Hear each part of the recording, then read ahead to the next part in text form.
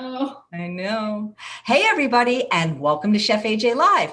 I'm your host, Chef AJ, and this is where I introduce you to amazing people just like you who are doing great things in the world that I think you should know about. But before I introduce you to today's guest, who is going to be doing an amazing cooking demo all about collards, I want to mention briefly that my new book, Own Your Health, along with Glenn Mercer, our third collaboration together, will come out next week, probably on Wednesday. Of course, you can buy it on Amazon. There's no pre-orders, but if you would sign up for my mailing list, we're going to launch a bunch of bonuses that if you buy on a particular day or a few days, we'll give you several recipes, many recipes that didn't make it in the book, including my famous double frosted vanilla carrot cake and the Audible version absolutely free if you sign up to be on my mailing list and order the day we ask. So without further ado, today's guest is named Tracy Childs. She has an amazing food company called Tracy's Real Foods, and we're going to show you a couple of the products. This is the one my husband loves. These are carrot cake spice cookies. They have nothing bad in them, only good stuff. And this is a delicious granola. She cooks the way I eat, and we're even going to offer you 10% discount if you'd like to try some of her healthy, delicious treats. Please welcome today, Tracy Childs. It's great to see you again. Hey, Chef AJ. I love the title of your book. I'm all about owning your own health. That's just, that's something that we all need to just embrace. And in today's world, it's so important that we do that, right?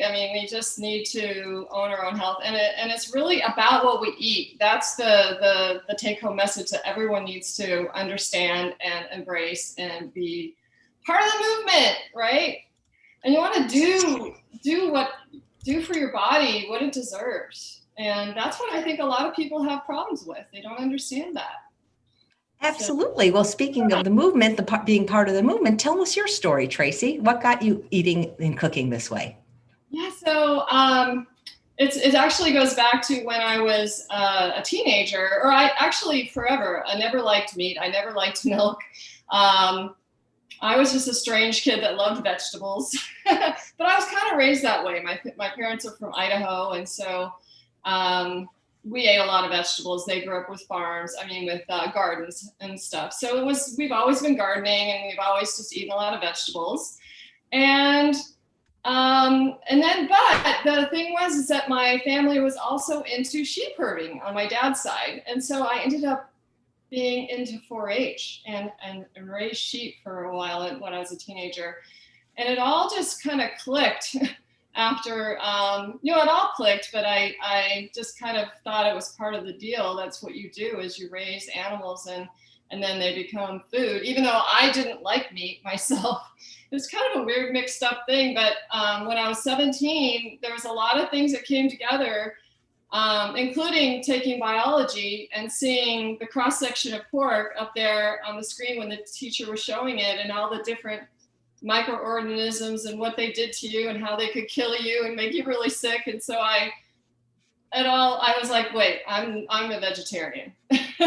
So let's just get out of the 4-H and get out of all this stuff. And I became vegetarian. And I was the only vegetarian I knew. This is back in, I don't want to age myself, but 1978 and date myself. But so from there on, I'm not eating meat, and really just so enamored with the whole concept and just learning about it and trying to read every book out there that I could find and educate myself. And so, I go to college, get married, come back, live in San Diego. I went to college in Idaho, which is a really strange place to go if you're a vegetarian, but I did. I survived. And then came back here to San Diego and started, really getting more into watching speakers, seeing John Robbins and following him and reading his books. And so I understood that I needed to be vegan. So I went vegan and didn't know too many other vegans at the time, but did it and love it and loved the lifestyle, and just continued to follow all the gurus, including you, Chef AJ, and the movement, and just really wanted to be part of it. So as much as I could, while raising my kids vegan, just started moving into it. and so actually my degree is in software engineering, and that's where I worked for a number of years. So when I worked professionally for other people, that's what I was doing, software engineering, but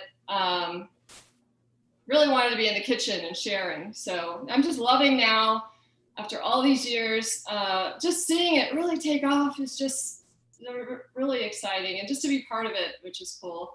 In 2005, I've always followed the PCRM. So in 2005, I saw that they were announcing their Food for Life program, where they were certifying people to become instructors in their own community.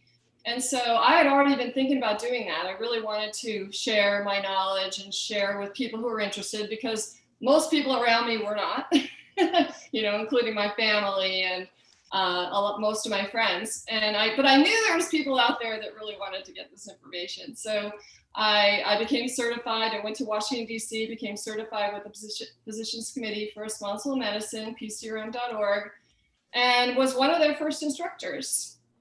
And we taught how foods fight cancer. And that was also near and dear to my heart, because of course, cancer touches everyone. And my mother-in-law passed away of cancer, and my grandmother. And so I really was excited to be sharing how much food can, help you after a diagnosis, whatever treatment you go through, and how you can really take power back to yourself and in your own health and in your own home, in your own kitchen, and teaching those skills. So over the years, I've just learned a lot. And of course, I became enamored with cruciferous veggies.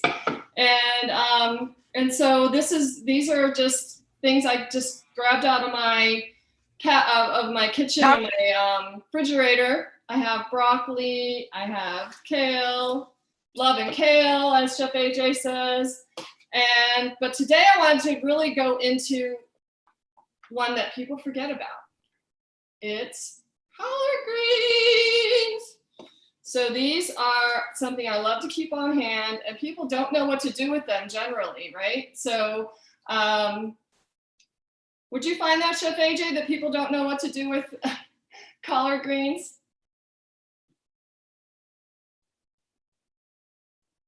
Oh, I can't hear you. Oh, sorry about that. I had a little bit of a sound problem, but it's fixed now. I apologize. I heard you say about collard greens. I love them, and I might have missed a couple of minutes, but if you don't mind, Tracy, there's a couple of people that have asked questions and wanted to say hi to you. They're your personal friends and fans, Juanita Takeda and Elizabeth Manser. And who? Elizabeth Manser. Oh, hi. Hey, Elizabeth. And Elizabeth was on your show a little while ago. Right. She says she missed seeing you. And there was a question about, do you have to cook the greens for them? I mean, can they be cooked and still have benefits, or can they only be eaten raw? So that's a great question. And I get that all the time. And the truth is that we want to do both. Of course, you can always just cook them if you want, but I'm going to show you how to cook them gently. And my method that I've learned over the years, because as soon as I became vegan in 1990, of course, I was like, all right, so how am I going to get my calcium? I had my son in 1990, and I had my daughter in 1995. So of course, it was a concern of mine that I wanted to meet my calcium needs while I was pregnant, and also for the kids. So let's figure out kale. And that was the first thing, right? And so over the years, I've just done many things with kale. Kale salads. I think it is good to break them down to some way to help your body to assimilate them, whether it's cooking gently or massaging them, or just chewing really well is really important to get all the great nutrition out of those veggies. Wouldn't you say that too? Absolutely. Yeah, so I'm going to show you how to do them really simple and raw, also the collards. But yeah, you really want to make sure you chew it.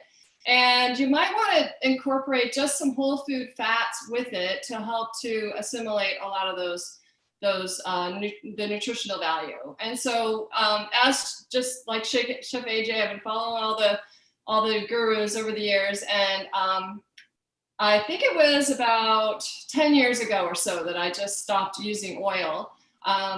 with the PCRM, we found out that, you know, when I was teaching the classes, you know, guess what? When you add oil to your food or to a recipe, it's, even if you just add a tablespoon, you're adding 120 extra calories and about 14 extra grams of fat. So, and no nutrition. So, so really important that you, when you use those fats, and I'm going to show you some today, that they be whole food fats. And that way you're getting all the nutritional value that goes along with it, whether it's from a seed or a nut or avocado, or, you know, there's so many ways to get your fats that are whole foods. So, but really important to you know, if you're trying to lose weight, you'll want to cut back on those and not use a lot of them. And you know, those are things that I love to teach in my classes, just to help people empower themselves to learn about nutrition, learn where the fats are, where all the nutrition is, and where all the extra calories are if they're trying to lose weight. It's just super important. And once people do that, it just clicks, and they start to see success, which is so cool to witness. So, so yeah, that's what I've been doing all these years, is just really trying to get in the kitchen, get people in the kitchen. Since the COVID hit was when I realized that I wasn't going to be teaching these in-person classes and in-person events. So I launched my company, Tracy's Real Foods, and it turns out my husband was excited to be part of that. So we've launched it together.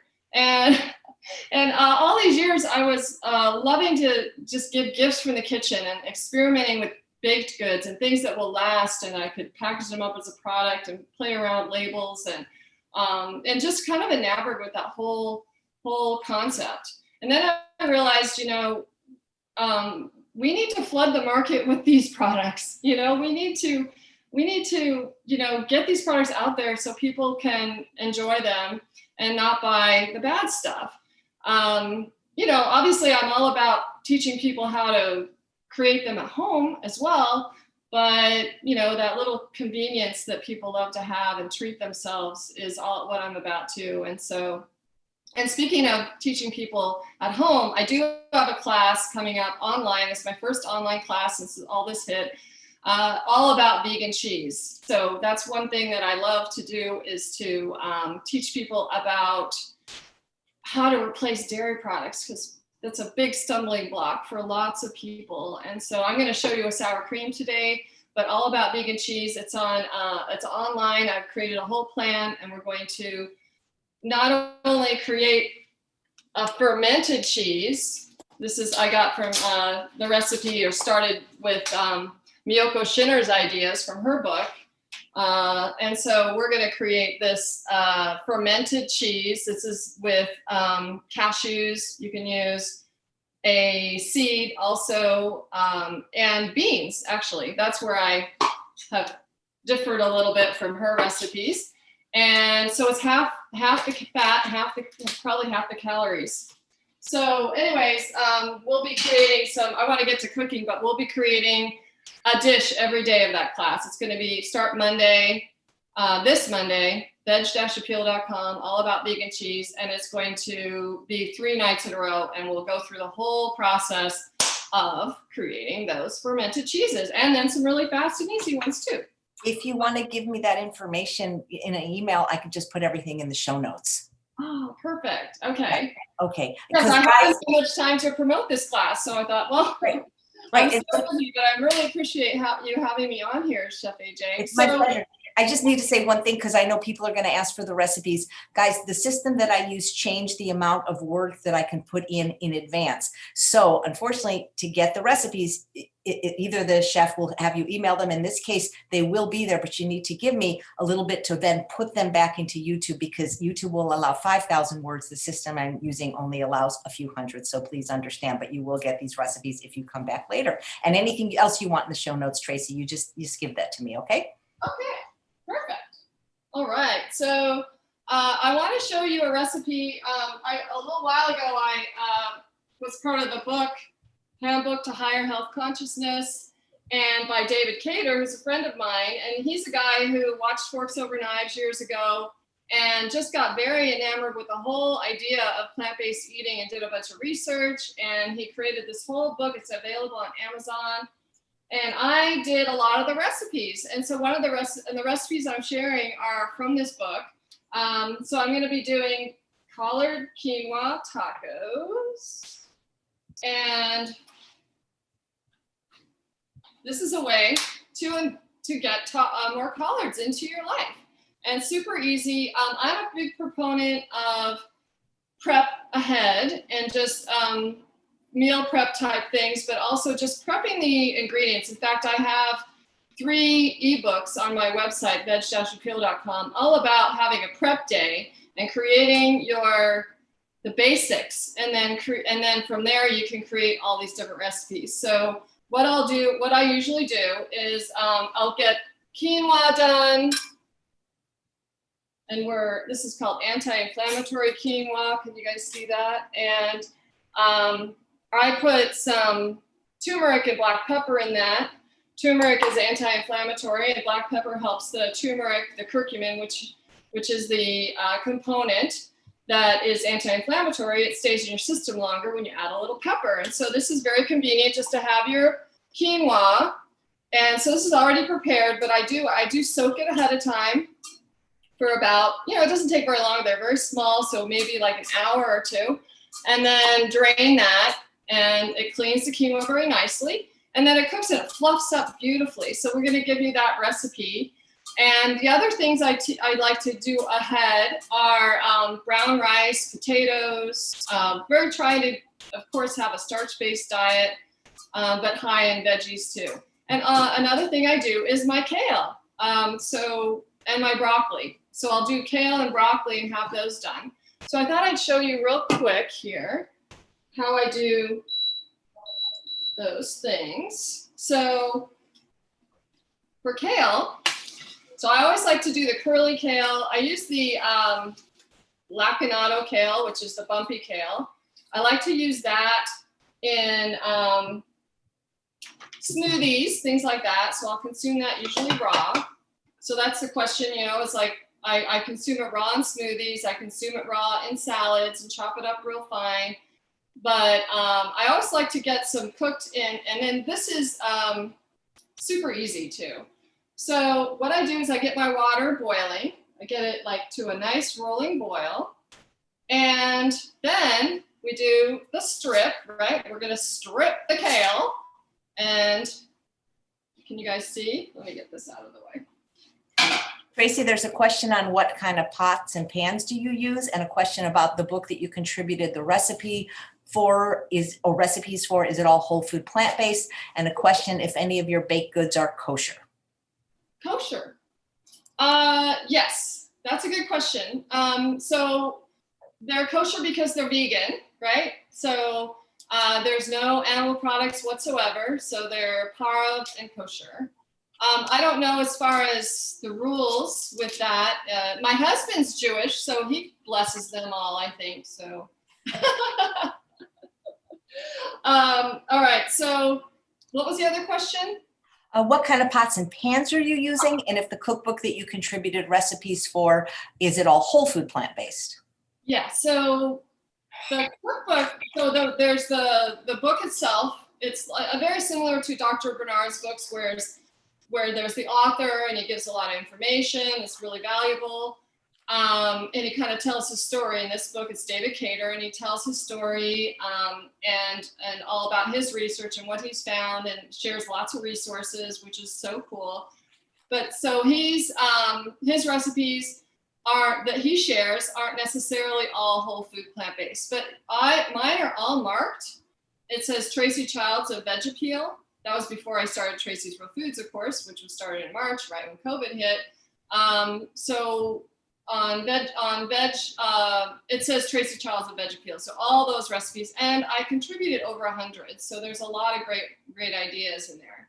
And it's pretty inexpensive on Amazon, I think like $10 or something. So, all right, so when the water's boiling, I always take the stem off. The reason I take the stem off is because it's different cooking times. So for some people, they may be fine with it in here. It's extra chewy, but for my classes, I always teach them how, a lot of people are beginners at kale, so I want to teach them how to enjoy it so that it'll be something that they really enjoy and to make it really tender.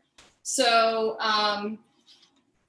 get that going, and then I just take, that's really super fast, is just stripping it off. And now if you're gonna do a salad, you do the strip and massage. But you don't need to massage it if you're gonna throw it in the boiling water.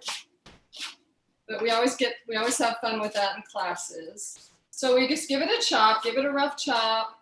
Can you guys see this? And, but you can massage it a little bit too. So this is just all gonna break it down and make it more assimilable, for your body to easily assimilate the goodness in here. So the water's boiling now. So this tool, this is a wire strainer, and I've been a fan of this for a long time. This is, I always tell people, like, this is what you should get and have in your kitchen if you want to incorporate more cruciferous veggies. So I just drop the kale in. Now, I follow all the doctors, right, that are gurus in our field, and Dr. Greger is one of them. And he's given us some great information from his research on nutritionfacts.org about how to enjoy these cruciferous vegetables and how to make sure that you still maintain the nutritional value. So when you cook the kale, you are going to lose a little bit of the sulforaphane, which is a cancer fighter. But I always just cook it, you can see, I hope, that it just turns bright like this in about 1 minute. I really cook it for like 1 or 2 minutes. Depends on, you know, the kale itself. But it gets really tender this way, just in the boiling water, and you just kind of immerse it, and then you use the wire strainer to grab it out.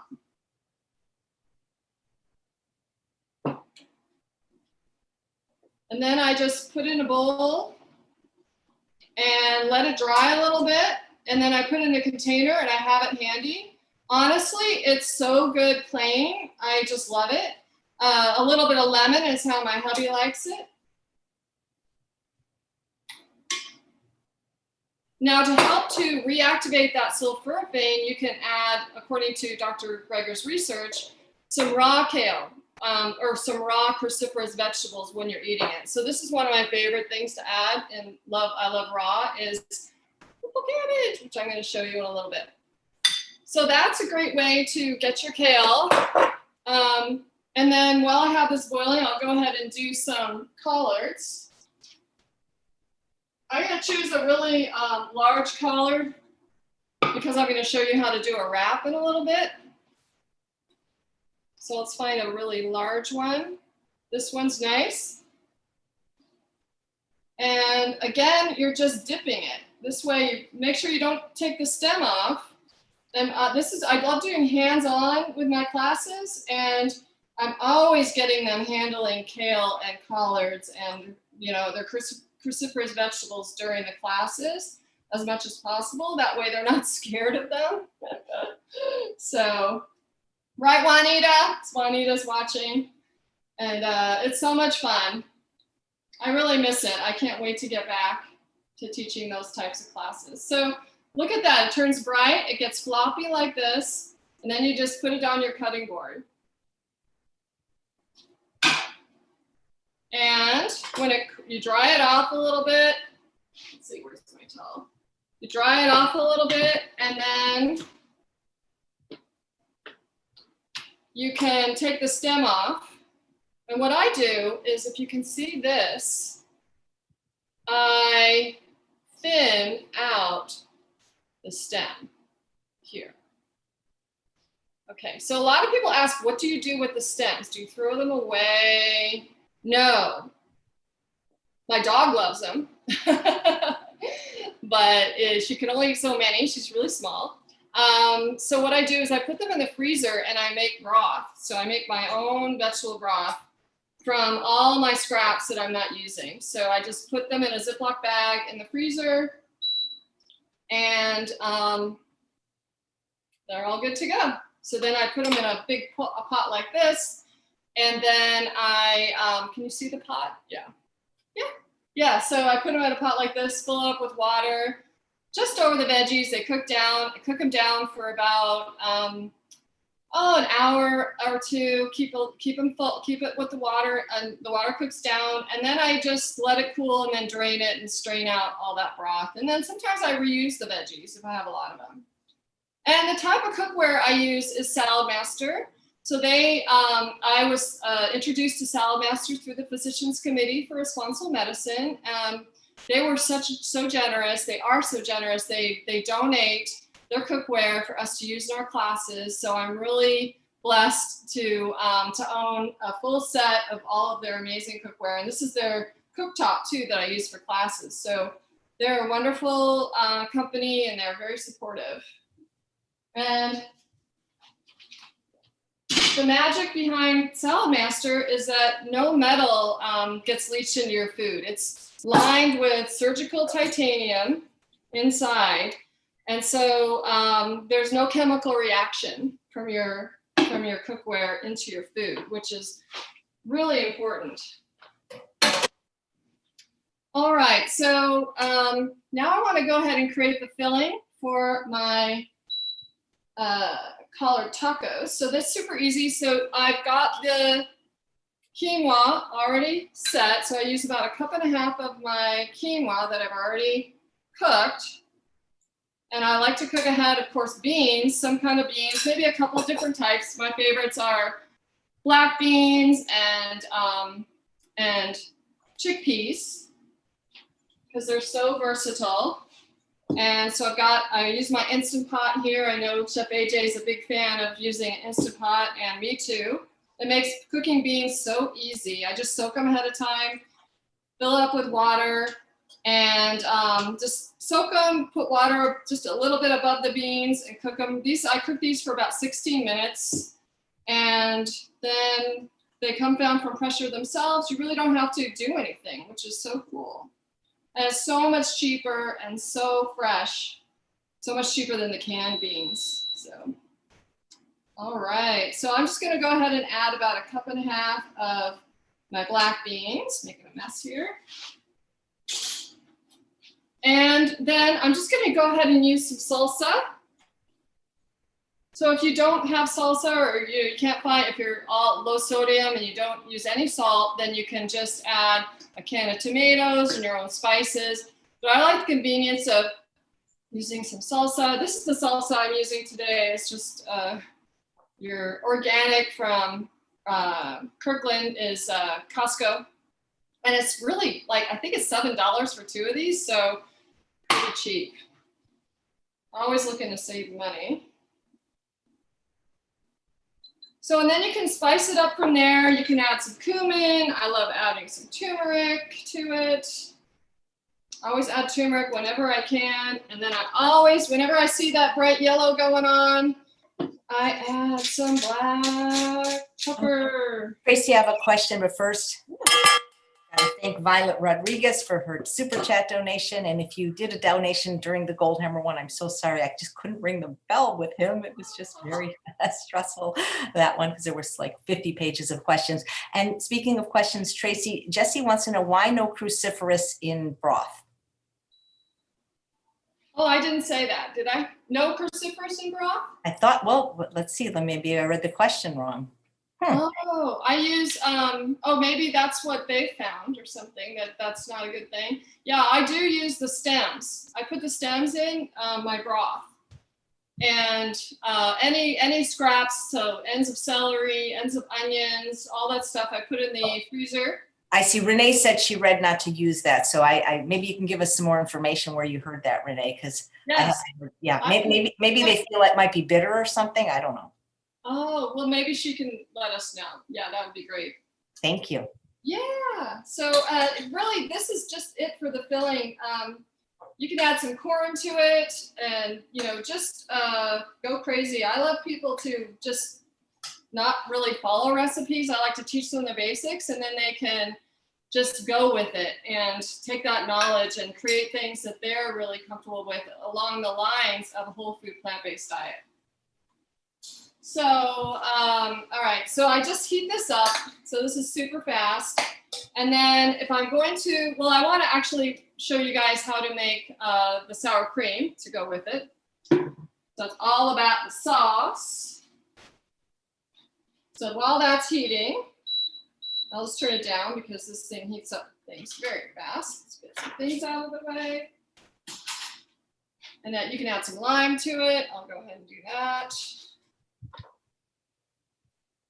And now I'm making a sour cream. Now, since this is a Mexican recipe, I'm going to add lime to it as well. So I'm going to quick switch things around here.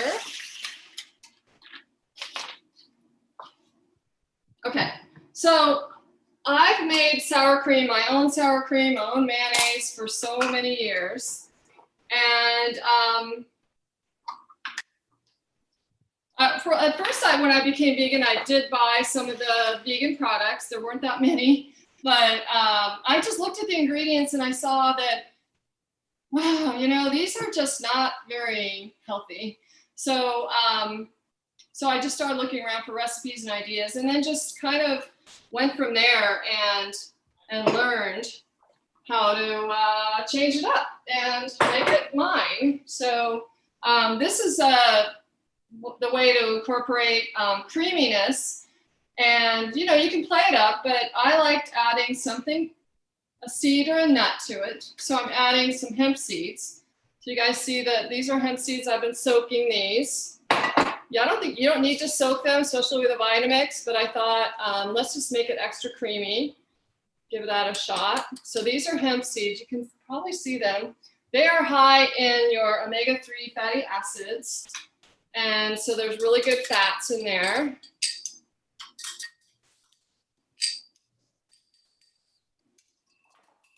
So that goes in my blender. And then I use tofu. So I've been using this silken tofu for years. And now if you use the silken tofu, you probably don't even need to add a fat to it. And tofu, of course, is high in fat in itself. So it is a source of whole food fats.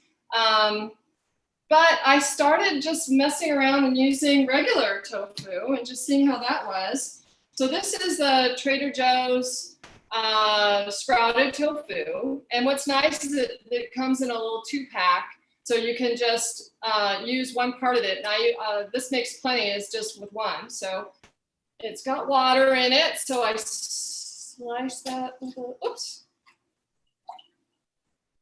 Do this over the sink, of course.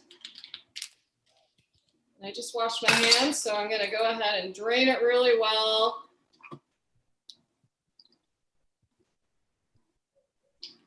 All right, so tofus all come in different ways. So they'll say firm, and a lot of times they have, this says extra firm, but you can see that it's not super firm, right? So there's you just need to just buy it and mess with it and see, but we don't need it to be super firm. We're blending it up. We actually want it to be a little bit soft. So the type of tofu you use, though, will determine the amount of water that needs to be added. Or I'm, in this case, using a little bit of aquafaba, which is the cooking water from cooking chickpeas. So I keep that on hand. I'll usually just keep all of it. I end up like tossing a lot of it. You can freeze it too, though, and just add a little bit. I add it as needed. So I'm going to add some miso. Miso, let's see here. This is the miso paste. Let me see if I can show this to you guys. So this is the one I'm using right now. I love chickpea miso. That's organic. This was at Sprouts. It's a lot cheaper. So I do use a lot. I love the umami taste and flavor that you get from miso. And so, but if you're not using miso, you could add a little bit of salt or just leave it out. But I like adding it to my sauces. It's great for your microbiome. It's got probiotics. It's a fermented food. So, and then we're making sour cream, so we want it to be sour. So we'll add some lemon. So this is my handy dandy squeezer this is a great tool to have in your kitchen. I've gone through a few of these. Don't get that one that's painted yellow because it chips. Get this one. Tracy, Dina says, how long does aquafaba last in the fridge? And Annette would love to learn uses for it. Okay, so it's beans in general don't last a really long time in the fridge. They are, I don't know why, but they do attract some bacteria. So you can probably keep it in the fridge for about up to a week at the most. Just smell it. If it has a smell to it, just dump it. It's just really, you know, just cook up some more chickpeas. Or you can use a can of chickpeas and use that too. Different uses are, people use it as a meringue, which is really cool. But I'm not much of a dessert meringue person, so I don't really do that, but I've tried it. And with it just turns out, I think the canned ones work better, but maybe you could cook this down and get rid of some of the water if you're gonna make meringue. So meringue usually involves sugar. I don't use sugar, so. All right, so there's our lemon. And I'm gonna add a touch of lime as well. And so that's it. You can just blend this up. So this is my handy dandy. I got this when I became vegan. This Vitamix. And I've got it on high right now. So this thing is from 1990, you guys. And it still works.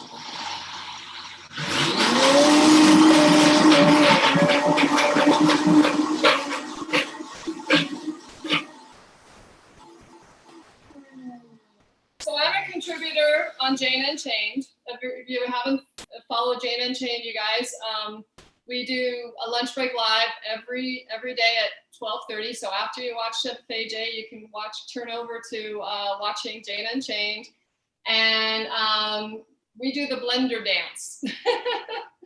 So what I also want to point out about this is I have the aquafaba on hand. I can add a little bit of it. Where's my tablespoon? Oh, here. And this will thicken up in the fridge too, this sour cream I'm making. So just add a little. It makes things fluffier when you whip it up. So it's just a creamy, fluffier consistency. All right, so I'm walking this backwards here. Turn it on, there we go. Oh.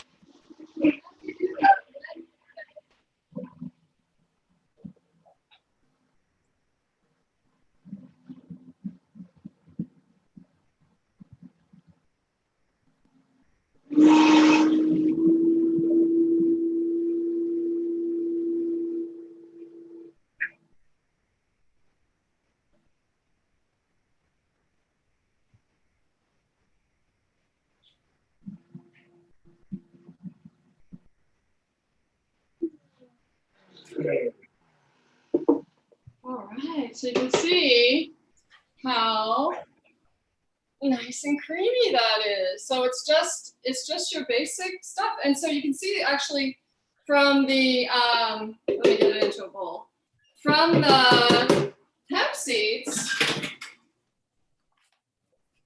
I got some cute little specks in it.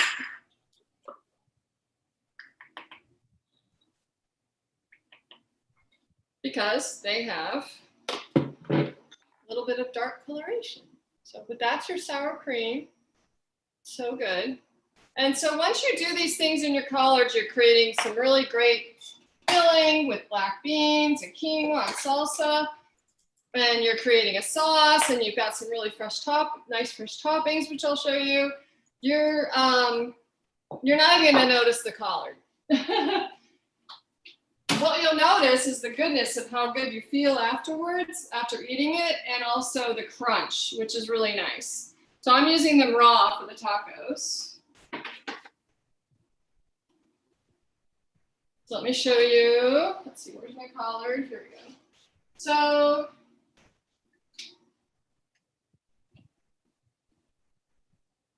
So you don't know when you go to the store whether you're going to get a bigger collards, like, well, this is the biggest one I think that I had, or you might end up with a bunch of really small ones, and they might give you more of them. So you got to deal with what you get. So when it's small like this, what I do is, just like I showed you before, I thin out the stem. You guys see that? Just take a little knife like this one. This is I love these are Cutco, and these are, I guess, steak knives. They've never touched steak. And just go ahead and just thin it out, right?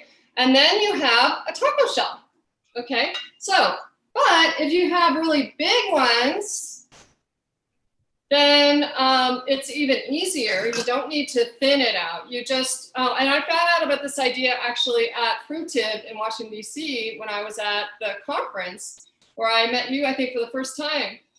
Oh no, I met you on the cruise in 2015, the Holistic Holiday at Sea cruise, AJ. So anyways, when it's big like this, I'll create 4 tacos, okay?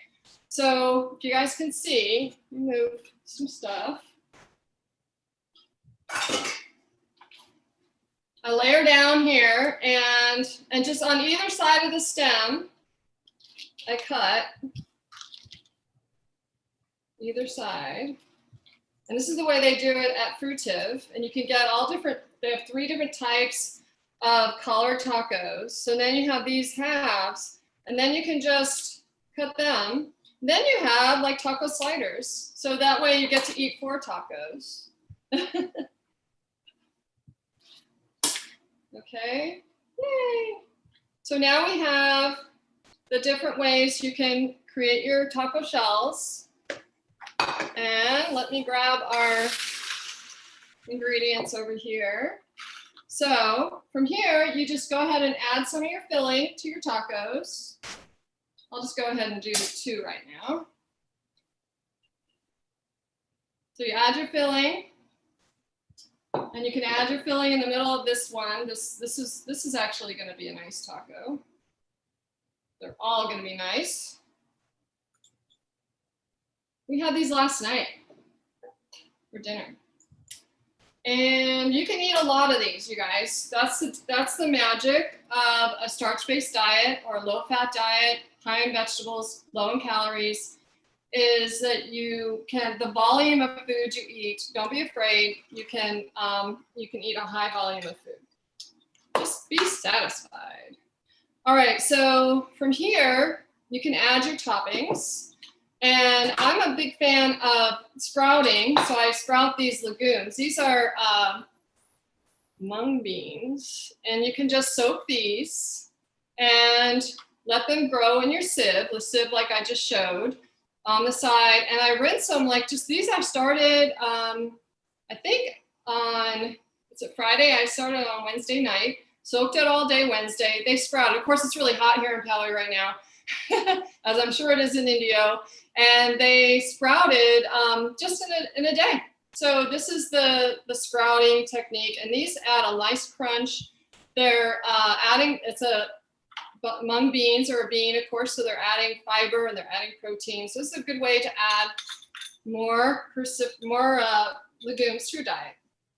So I just add a little bit of those, and we'll add, these are my marinated onions. So I love using marinated onions. So what I do is this is a red onion. It becomes so cute. Now I actually don't, I'm pink. I don't like raw onions very much. I like them in things, but I don't really like them like this. But if I soak them in a little bit of vinegar and water, I just keep it on hand, they become so good, and they don't taste like onions, and they're still nutritional. It's really good for your gut health and really good cancer fighter. This is one of my favorites is red cabbage. Nice, another cruciferous vegetable. Now some cherry tomatoes.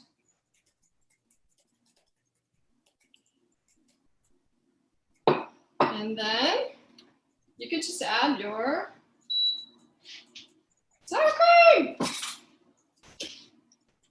So look at that. I agree with you about the, have you ever heard of California balsamic vinegar? I just soak onions in that, and I use different flavors like dill mustard, and they're tender and delicious, and you know, they're still raw, but they're amazing. On your greens? On everything. On you know, everything. I slice onions or cucumbers and just put them in the vinegar. Oh yeah, yeah. Yep. I just like that it just changes the flavor, and you know, it's endless, right, Chef AJ? Endless amounts of things you can do with these foods. It's just, and I just keep learning more and more. I learned this when I was a chef at the Dr. Furman retreat nearby. So so look at that.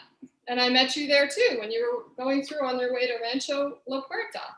Yeah, that was another thing you can add is arugula. I'm not going to add it here because we're already adding these, but arugula is another cruciferous vegetable. And I wanted to point out too that I've been so enamored with this stuff over the years that I created some handouts.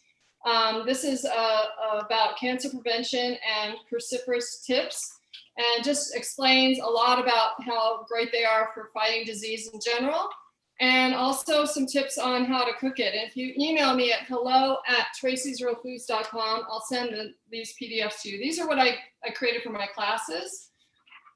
And I'll also send you about microbiota and gut health. I have this really nice little handout about that, and how important it is, and the types of superfoods to supercharge your gut. So those, hello@tracysrealfoods.com. Okay, one other thing I wanted to show you is a really quick way another way to incorporate more of these. Oh, by the way, you can use this, you can add all these ingredients and make a wrap using this type of this is like a flour tortilla, using the parboiled greens or collards. So that's, I love doing that and adding just all different things to fill that up. All right, so let me clean this off real quick because I'm gonna shift gears and show you a dessert / snack with the collards. Let me grab another one. Okay, so this when I was working at the retreat, everybody got super excited about this recipe, and we would have this for breakfast on a regular rotation. I found out about it, I was just at a health show, and this guy was eating this green thing, like a green burrito made out of collards. I said, what is in there? He said, banana. I said, are you kidding me? Banana? And so I created this recipe, and you won't believe it. Everybody loves it. So you take a large collard like this, or if you have a small one, you can create like a taco, and have a great picture I'll share with that. But if you have a larger one and you want to create a wrap, you do the same thing. You thin out the stem. Of course, when Dr. Furman made these, he would not thin out the stem. He would just eat the stem, of course. And then you can put a little nut butter on it. I was thinking about it though. Some people are avoiding nuts and avoiding almonds, peanuts. Maybe you might want to, you want to spread something on here. You could put a little bit of date paste. Oh, that sounds good. Actually. Yeah, I think that would be even more of a dessert. So this one is, but I think you want to add a little bit of fat. So you could sprinkle in some hemp seeds, some chia seeds, some flax, ground flax, whatever. So I'm just going to show you the classic is with a little bit of nut butter. So you just spread her on. Doesn't matter. You can just you can spread it really, really thin if you want to just, but peanut butter, of course, we know is super flavorful and pretty much takes over the flavor. So you will not taste the collard. If you're afraid of collards, this is a great way. I'm going to add a little touch of my date paste. So date paste, as a lot of your followers would know, you just take dates, pitted, of course, and put them in your blender. And add usually kind of equal amounts of water to dates, and just blend her up. If you don't have a high-speed blender, you can just let them soak. and then blend. All right, so I like adding cinnamon in here. So this is great for your blood sugar too. For those of you who have blood sugar issues, I like to add a little bit of oats. You can make these ahead, which is nice too. You can actually make these for travel and just wrap them up and keep them on hand. And the oats kind of soak up the fat and does it so it doesn't like leak through here. Even though, you know, it doesn't really matter. It's just, it looks kind of funny. Now, I gave you a recipe for my raw berry compote. So this is just blended up. It's like your own little jelly that's like your guilt-free jelly. And it's great to make your own, you know, because this is just, can you guys see it? There. It's made with frozen berries. You just thaw them out. You blend them up with some dates if you want. So I use mixed berries, so they're a little tart. So I'll add some dates. Just like for about 2 cups, I add about 1 or 2 dates, pitted, of course. And then I add something to soak up the water, because obviously berries get very watery when they thaw out. And I add flaxseed or chia seed to it. Or you can just use some, for this I think I used some mango. So mango also will help thicken it up. All right, so now you can just add that.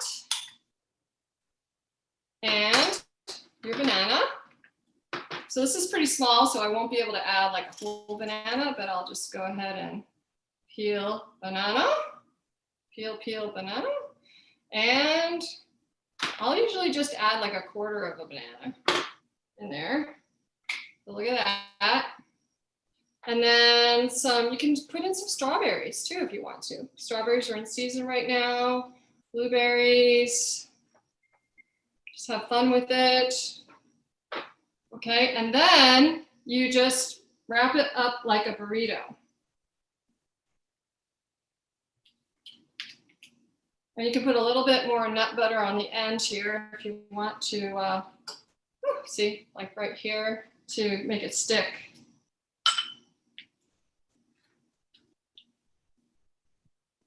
Okay, here you go. Here's my plate. I wish I had the whole Scott family here to test everything. I watched that video recently, and I love that all the kids are tasting all the food and loving it so much. And it's so cool to see that family and how much they've embraced this lifestyle. So anyway, yeah. So that's your. Here, let me cut it in half so you guys can see.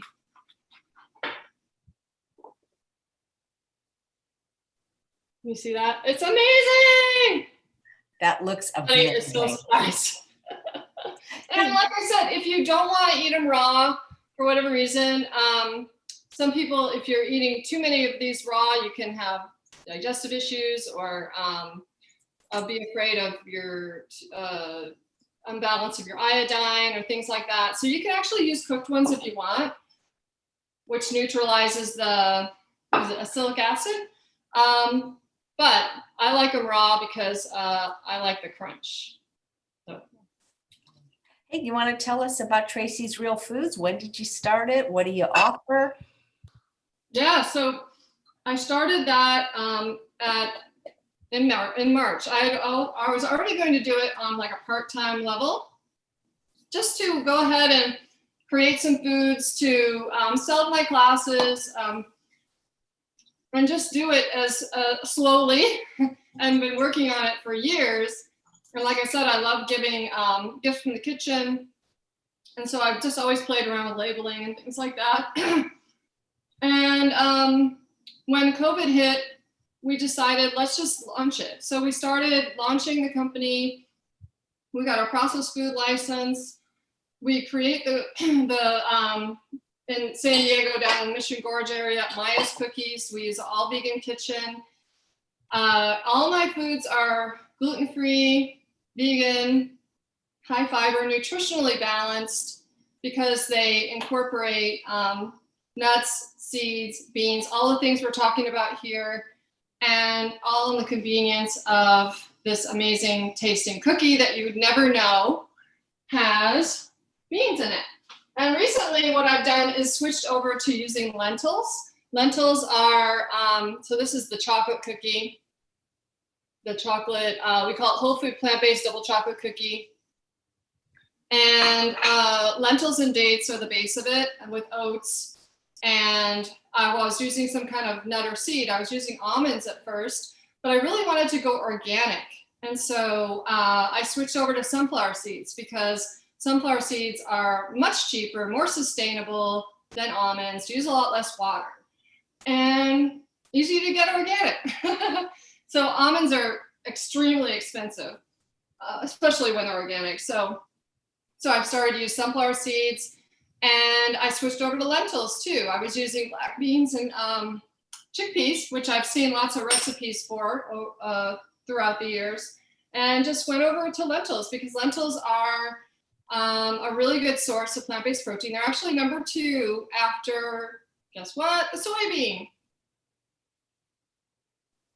So you, for people that are concerned about that, obviously we know that there's plenty of protein in all the plants, all the food. As long as you're eating enough calories, you're going to be fine. But so people, as they're athletes or they're aging and getting older and they're really concerned, what's great is, you can have a cookie and you can have them for breakfast if you want, because it's nutritionally balanced, still tastes like a cookie. That's what's great, right? Your husband say that they tasted like a cookie? Oh, he loved them. Yeah, absolutely. Let me show. I can show them. They come in a cute little So bag. look at the ingredients. So it's lentils is the first ingredient, and dates, and those things are broken down. You never know they're in there, and it just sweetens it, and it's amazing. I love Guys, different things you can do. Look at that. Yeah. oh, they smell amazing. I haven't had lunch yet, or I'd eat one. I cannot wait to dive into this granola because I used to make, and when I went to culinary school, I learned how to make sprouted buckwheat granola, but I haven't made it in almost 20 years. So now I don't have to. You make it for us. That's so great. Yes, yes. And it is sprouted. And that's the great thing about soaking is once you soak any of these things, they're alive, right? Buckwheat, all your beans, your seeds, they're all alive. So once you soak them, they're just in their dried, like dormant state when you buy them. And you'll see amazing things happen. They come to life like this. They just, yeah. So that all of my things, the lentils also are sprouted. I don't say it on the label, but they're soaked and sprouted before I cook them. That makes everything much more digestible, easier to digest. Also, another reason to switch to that smaller bean is for people who are new to eating plant-based. They may have trouble with legumes at first. So lentils are easy to digest. And they cook quicker too. I love showing people lentils, how much they're small, so they cook in like 30 to 40 minutes. And you don't have to soak them ahead of time, but I do.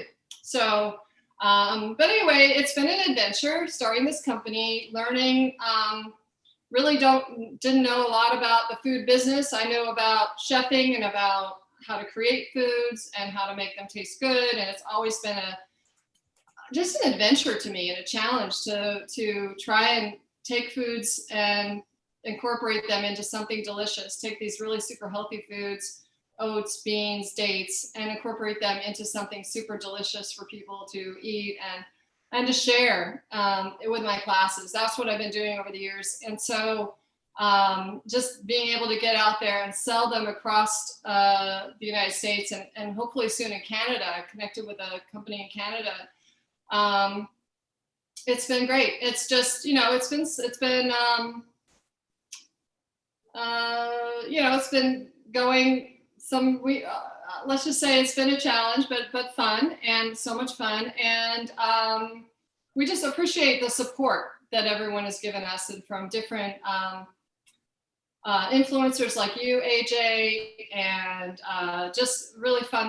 The plant-based community is amazingly supportive and supporting in all of our adventures, right? And what we do, and just having fun with it.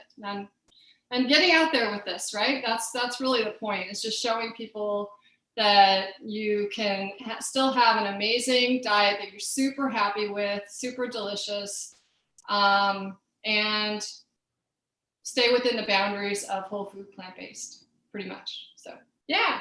Well, thank you so much. And thank you for offering the viewers a 10% off with using the code Chef AJ. I've been posting your website on and off throughout this whole broadcast, so I hope they'll check it out. I've been posting the link to the book, and everything, including the recipes, will be in the show notes. But guys, give me about 10 or 15 minutes, please, after the broadcast ends to do it, and then check back. It's been so fun watching you cook today, Tracy. These recipes look amazing, especially the fruity one, you know? Yeah, have you ever tried that?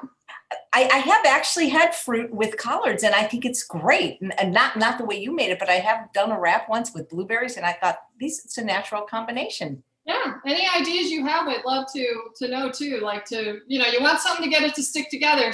So, and I think hummus, but I don't think hummus and the fruit would go too much. Actually, you know what I used some mashed Japanese sweet potatoes and blueberries that were marinated in California balsamic, and I wrapped it up, and it was yummy. I didn't put it on my channel because I thought people would go, ooh, collard desserts. But now that you have done it, I'm like, I feel brave enough to I'll put that on my channel. Broken ground.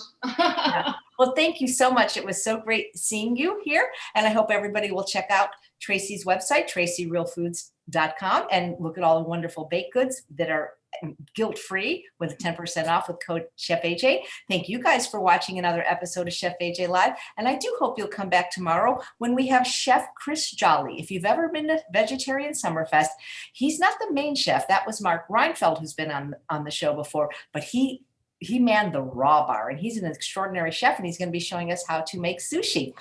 Thanks again, Tracy. You take care. Thank you, Chef AJ, and thank you, everybody, for joining us.